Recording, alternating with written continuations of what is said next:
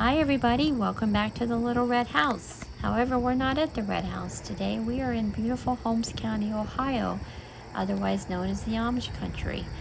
We are out Junkin, looking at these beautiful hills. Leaves are starting to turn. Just thought we would share the day with you. This is one of my favorite stops on our way there.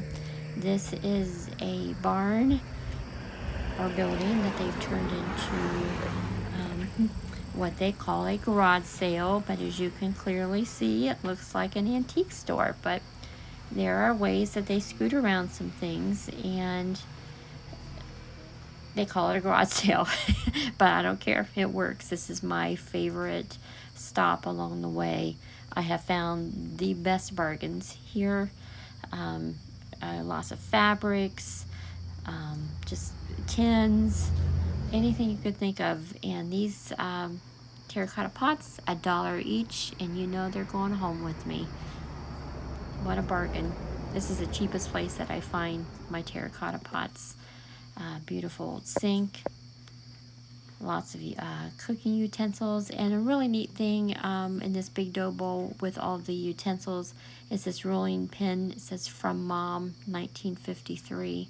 How cool. It tells a little story. So many neat things here. Those American flags are only $1 each. The wheelbarrow, my husband's grandfather had one and he gave to us. It was green, but otherwise the same, $15. I so wish we should have bought that. And look at all this ironstone. I know a pretty lady named Penny that loves this stuff. I've never seen the little tiny butterpats before. It's that beautiful stamp. Good stuff. Oh, we have some Johnson Brothers dishes. My favorite dishes are Johnson Brothers. The rose pattern, is it chintz? Sorry if that's wrong. It's just my favorite. I have so many platters. I couldn't bring it home, but I wanted to very badly. It's beautiful. Nice little basket. I love these wooden crates. I've seen crates today from $4 and $6, and look, there's another sewing basket. Never seen them before, and now I keep seeing them everywhere. Love the enamel, the blue enamel. That is really pretty. There's a lot of booths in this store because we've never been to this particular store before. A lot of glassware, a lot of dishes. There's some more enamelware. Just a lot of little things, lots and lots of salt and pepper shakers. Not my thing, but you know, there's so many different things in stores like this, and you know, there's something for everybody. You know, what we may not think would be a fit for us, it's a perfect fit for somebody else, and that's part of the treasure hunt. So, you know, it's always fun because you never know what you're going to find. He's a cute little thing. Never seen something like that before. More porcelain little dolls. Lots of neat things. So here are a few of my treasures from today. We went up to Holmes County and what we call the Amish country around here, but this treasure is a stack of Chinese sewing baskets. I had reached out to my friend Penny to see what they were, and I also looked on eBay, and sure enough, that's what they were. They're like brand new. Don't know how old these are, but this one has the original tag on it. A few of them do actually. They're made in China, but it's not your typical made in China. It's actually the true product tag that you would find in China. It's really cool. So I found a really neat tin. It says, I think, Trails End on it, so I'm going to assume that this is from Boy Scout popcorn. And then at a garage sale for 50 cents, I got this. It's really a nice leather-bound journal. These make great bill books, like budget books. They, you know, that's a fantastic purpose for that. So I found some nice wooden spoons ones. Each one was $1. This one was $2, but pretty cool.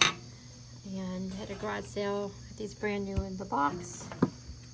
These are little miniature jars because one of the grocery stores up in the Amish country had different spices that I need, and that's what I'm going to use those for. An Amish market has everything you could possibly imagine, and I set some of these things out just as an example. The most beautiful carrots, don't know where they come from, somewhere up there, but they're just wonderful. You can buy, like this is pizza crust mix, and you just add water. Every possible flour you can imagine you buy in bulk, every different kind of sugar. I mean, just rows of different cooking and baking ingredients is phenomenal. Beautiful butternut squash. I'm actually going to cook that. So you slice it in half and bake it with different toppings on it. But anyway, I just wanted to show you just kind of a mix of what you find up there. It's it blows any supermarket away. It's amazing. As you know, I'm into my cottage wear now. I found a little set. It's just the sugar and creamer, but it was in perfect condition. I got this for $5. Was so excited to find that. And this is going to Aunt Penny, but I just wanted to show you what kind of things you could find. This was at Goodwill, $7.99, and the yellow tags were half off. This is the ironstone that she loves. So there is 1, 2, 3, 4, 5 dinner plates, a saucer, and a beautiful big platter. But you know, we see these things on Pinterest and whatnot, and we want so badly to have all this, and you know, they're beautiful things, but if you have patience and you search for these things, you can find deals. Maybe not in your area. Maybe, you know, you have to network. I know we have a friend also like in North Carolina, and I know that she goes out and she looks for things like on estate sales and whatnot. So if you network, or if you just, you know, get in the car and drive maybe an hour or so to find thrift stores, or if you're fortunate enough to have different garage sales in your area, the bargains are there. I know around here it's becoming a big business, these antiques and vintage, you know, stores and whatnot. And I wouldn't say I'm cheap, like I'm a cheapskate. I am frugal. I've had to be very frugal in my life, and it's just stuck with me. And I'm not going to pay full retail when I know you just went to a garage sale and bought that for $1, and then you're going to turn around and try to sell that to me for $50. It's not going to happen. And so I just search and I you know, I just find them, and I'm very fortunate that I have that around me, that I can do it. Happily do it for my friends. You know, because not everybody has the resources around them to have these bargains. But anyway, you know, just that's my 2 tidbits of advice, is just, you know, have patience when you're looking for something. Just because it says on eBay, oh, it's going for $29.98, that doesn't mean you have to pay it. If you search Marketplace, you know, I don't even know if they still do Craigslist. I don't know, I haven't checked in forever. But the bargains are out there. You just gotta have patience and go on the hunt, look for them. It's so much fun. I swear, if I won the lottery, I would still probably live in this little house, and I'd probably still go junking, because it's like a treasure hunt. It is so much fun. And which reminds me, my husband found a couple neat things too, and he's going to share those as well. All right, everybody. Well, this is my find, and Kim and our everybody's favorite Aunt Penny aren't the only two that hit the jackpot today. I found some fun stuff too, and as always, coins are kind of my thing. I like the old coins. That's a Mercury dime from 1919. We've got the 1917 Standing Liberty quarter, and we've got that Walking Liberty $50 from 1920. And the interesting thing about this one here, this 1970 Standing Liberty Quarter, it's unique because this is the second year of that design. They changed the design in 1916, so this is the second year. And the interesting thing is, you can't tell on this coin, it's really worn and circulated, but in 1916 and 1917, in the beginning of 1917 anyway, like this one is, they had a bare breast Liberty, and that was the controversy at the time, and so they changed the design in mid-year of 1917. And you can't really tell on this one because it's so worn, but you flip it over, the other design change was right between the bottom of the eagle and then the letters that say $quarter.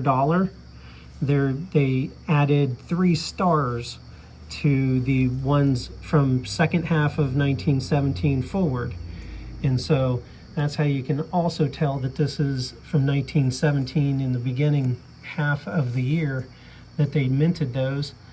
And the other great find that I found is this case knife, and this is really cool.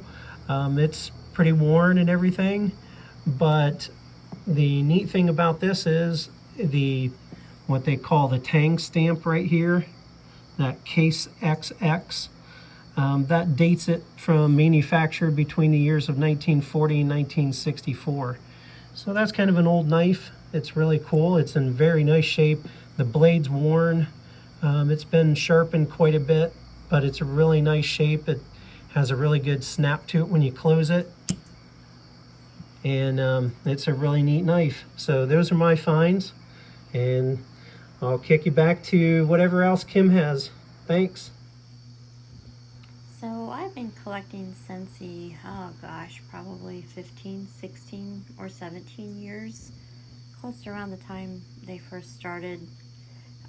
But my daughter-in-law sells Scentsy, and I just got an order today, and I thought I'd share it. The warmers are, see, I'm real bad at like leaving a candle burn, and that's not good. And my mom will always worry, did you blow out all your candles? And a few times I didn't, and you know, so I like burning the Scentsy because it's safer, it burns longer. I'm excited to share this. Okay, this scent is called Spooky But Sweet, and it's my favorite. It's a very fall, pumpkin-y, autumn type of scent.